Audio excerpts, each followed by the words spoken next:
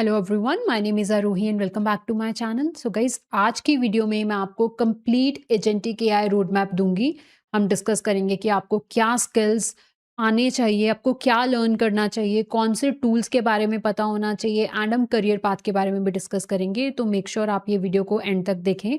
And अभी हम discuss करते हैं सबसे इम्पॉर्टेंट चीज़ कि आपको कौन कौन सी चीज़ें आनी चाहिए, आप में क्या स्किल्स होने चाहिए अगर आपको एजेंटिक एआई में काम करना है 2026 में।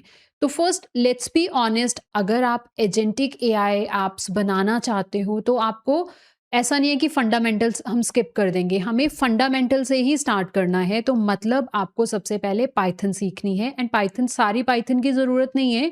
मैं आपको टॉपिक्स बता रही हूँ, आपको सिर्फ उतने टॉपिक्स लर्न करने हैं। तो आप लर्न करो list, tuple, dictionary, strings, modules, ये क्या होता है, उसके बाद फंक्शंस क्या होते हैं, फंक्शंस को कैसे बनाया जाता है, उनको यूज़ कैसे किया जाता है, उसके बाद क्लासेस क्या होती हैं, कैसे बनाई जाती हैं क्लासेस एंड उनको यूज़ कैसे किया जाता है। एंड फिर आप लर्न करो एपीआईज एंड एसिंक कॉल्स के बारे में। दैट्स इट गाइस, इतनी पाइथन सफिशिएंट है आपके लिए। उसके बाद आप मशीन लर्निंग के बेसिक कॉन्सेप्ट्स पे आ जाओ।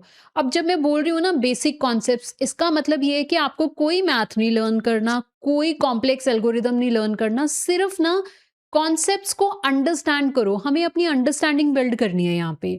मतलब आपको सीखना क्या है मैं वो बता रही हूँ। आप लर्न करो कि जो मॉडल्स होते हैं उनको ट्रेन किया जाता है वो कैसे किया जाता है। जो मॉडल्स होते हैं वो प्रिडिक्शंस कैसे करते हैं, फिर अगर मॉडल को इवेल्युएट करना होता है तो वो कैसे होता है, ये accuracy, precision, recall, overfitting, underfitting, ये सब चीज़ें क्या हैं। और गाइज मैं ये चीज़ें क्यों लर्न करने को बोल रही हूँ, क्योंकि ये जो कॉन्सेप्ट्स हैं ना, ये डायरेक्टली रिलेटेड हैं टॉपिक्स के साथ जो हम एजेंटिक एआई में पढ़ेंगे। कौन से टॉपिक्स, जैसे कि हेलुसिनेशन का कॉन्सेप्ट हो गया, रॉन्ग डिसीजंस हो गए, अनरिलायबल एजेंट्स हो गए। ये जो प्रॉब्लम्स हैं ना, ये रियल प्रॉब्लम्स हैं जो हम एजेंटिक एआई में फेस करते हैं। तो ये जो मैंने मशीन लर्निंग के आपको बेसिक कॉन्सेप्ट्स बोला ना पढ़ने के लिए, इससे आपको बेसिक अंडरस्टैंडिंग मिल जाएगी इन चीज़ों के बारे में। ठीक, तो मेन जो गोल है ना मशीन लर्निंग को लर्न करने का यहाँ पर, वो सिर्फ इतना है कि आपको बेसिक अंडरस्टैंडिंग मिल जाए कि मॉडल्स वर्क कैसे करते हैं, वो फेल क्यों होते हैं, कैसे फेल होते हैं एंड हम उनको इवेल्युएट कैसे करते हैं। ठीक है, सिर्फ इतना सीखना है आपने मशीन लर्निंग से। उसके बाद नेक्स्ट स्टेप है एलएलएम्स का। आपको अंडरस्टैंड करना है कि एलएलएम्स रिस्पॉन्स कैसे जनरेट करते हैं। एंड अगर आपको उसकी इनर वर्किंग जाननी है एलएलएम्स की, तो आप ट्रांसफॉर्मर आर्किटेक्चर के बारे में पढ़े। तो मेरी एक प्लेलिस्ट है, आपको पता ही है, एलएलएम्स एंड ट्रांसफॉर्मर की। आप इस प्लेलिस्ट को फॉलो कर सकते हो। यहाँ पर मैंने डिटेल में थ्योरेटिकली, प्रैक्टिकली, मैथमेटिकली बताया है कि एलएलएम्स कैसे काम करते हैं, ट्रांसफॉर्मर आर्किटेक्चर कैसे यूज होता है। तो आप इस प्लेलिस्ट को फॉलो कर सकते हो। इसके बाद अब आप रेडी हो गए हो एजेंटिक एआई लर्न करने के लिए। तो एजेंटिक एआई में ना 4 मेन कॉन्सेप्ट्स हैं जो आपको डीपली अंडरस्टैंड करने हैं। वो है planning, memory, tool usage and feedback and self correction. अब हम अंडरस्टैंड करते हैं इनको वन बाय वन, ये क्या है एंड इनके अंदर हमें क्या चीजें लर्न करनी है। तो पहले हम बात करेंगे प्लानिंग की। तो प्लानिंग का मतलब गाइस सिंपल है। इस सेक्शन के अंदर एजेंट ट्राई करता है जो उसको गोल, जो उसको टास्क दिया गया है, उसको स्टेप्स में ब्रेक करता है, वो गोल को इन स्टेप्स। उसके बाद वो डिसाइड करता है मुझे क्या काम करना है नेक्स्ट। उसके बाद जब काम खत्म हो जाता है तो वो स्टॉप हो जाता है। तो ये जो चीज़ है, जैसे नॉर्मल जो एआई होती थी जिसमें हम चैटबॉट बनाते थे, तो उससे एजेंटिक एआई डिफरेंट क्यों है? Because of this planning. Okay, and second concept आपको पढ़ना है मेमोरी। मेमोरी हमें क्यों लर्न करनी है? बिकॉज मेमोरी बहुत इंपॉर्टेंट है गाइस। मेमोरी की हेल्प से ही एजेंट रिमेंबर रखता है चीज़ें।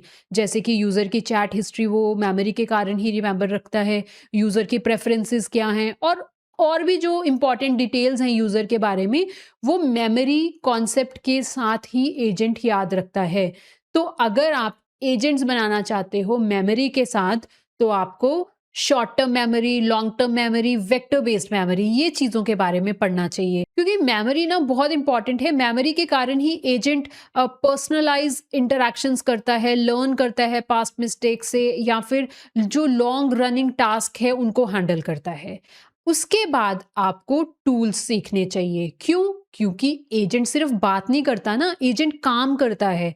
तो उसके लिए वो टूल्स यूज़ करता है। तो लर्न करो कि एजेंट एपीआईज़ को कैसे कॉल करता है, एजेंट सर्च कैसे करता है वेब, एजेंट से अगर हमने डेटाबेस में क्वेरी करवानी है तो वो कैसे होती है। तो ऐसी चीज़ें आपको टूल्स के अंदर लर्न करनी है। उसके बाद है feedback and self correction and guys ये बहुत बहुत इंपॉर्टेंट है 2026 में अगर आपको एजेंटिक एआई में जॉब करनी है। इसमें इसका क्या मतलब है कि एजेंट्स को ना खुद को इवैल्यूएट करना आना चाहिए, अपनी आउटपुट को इवैल्यूएट करना आना चाहिए। एजेंट्स खुद से एरर डिटेक्ट कर सके एंड फिर एजेंट खुद से रीट्राई करे बेटर स्ट्रेटजीज के साथ। तो ऐसे ही बनते हैं ना ऑटोनॉमस सिस्टम्स। तो मतलब आपको ये सीखना है कि आप एजेंट्स को कैसे सिखा सको खुद को करेक्ट करना। तो उसके बाद आप लर्न करो रैग। रैग भी बहुत इंपॉर्टेंट कॉन्सेप्ट है क्योंकि एलएलएम्स जब एक बार ट्रेन हो जाते हैं, उनको सिर्फ़ उतना ही पता होता है जितने डेटा पे उनको ट्रेन किया जाता है। जो लेटेस्ट इन्फॉर्मेशन होगी या कोई आपकी कंपनी का प्राइवेट डेटा होगा, एलएलएम्स को उनके बारे में नहीं पता होगा।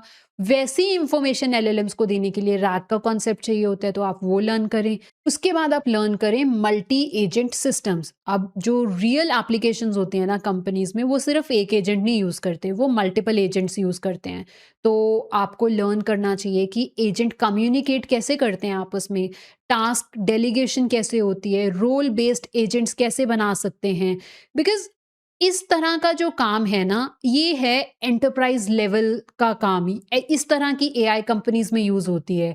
एंड अब मैंने आपको ये तो बता दिया आपको क्या लर्न करना है। अब नेक्स्ट क्वेश्चन है, कौन-सा एजेंटिक एआई फ्रेमवर्क आपको लर्न करना चाहिए एजेंट्स बनाने के लिए? क्योंकि बहुत सारे एजेंटिक एआई फ्रेमवर्क्स हैं एंड आपको सारे फ्रेमवर्क लर्न करने की ज़रूरत नहीं है ना? कोई एक फ्रेमवर्क आप मास्टर कर लीजिए। तो मेरा सजेशन है आप लैंग्राफ या एग्नो में से चूज़ करें या ये 2 लर्न कर लें। एंड गाइस जो नेक्स्ट टॉपिक है ना, ये भी बहुत इंपॉर्टेंट है एंड मोस्टली जो बिगिनर्स होते हैं वो इसको इग्नोर कर देते हैं।